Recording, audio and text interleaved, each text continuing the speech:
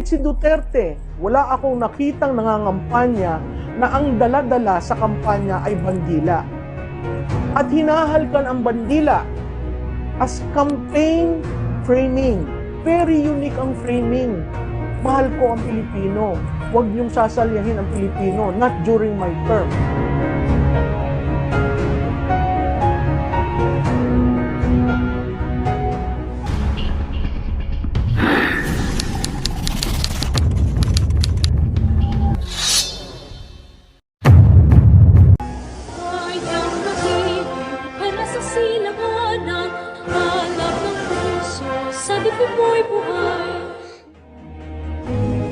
Ang matatag na pagtindig ng administrasyon laban sa mga kritiko sa labas ng bansa ay patunay ng ating pagiging malaya.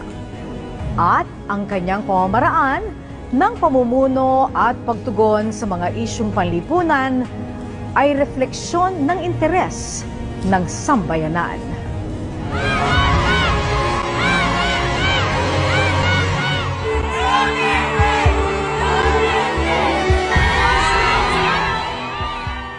I think is a very strategic leader, no? Tinitingnan niya kung ano yung mga aspeto na pwedeng baguhin at tinitingnan niya at sinasabi niya rin, no, yung mga bagay na hindi na kaya.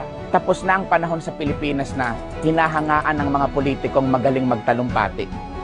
Nandito tayo sa era, nandito tayo sa panahon kung saan ang karaniwang Pilipino hinahanap yung leader na nagsasalita na nanggagaling sa kanyang puso, na nagsasalita ng kagaya ng kanilang uri.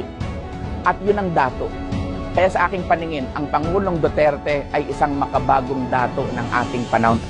Despite the criticisms sa Duterte administration, history will judge him fairly and history will judge him to be a successful president.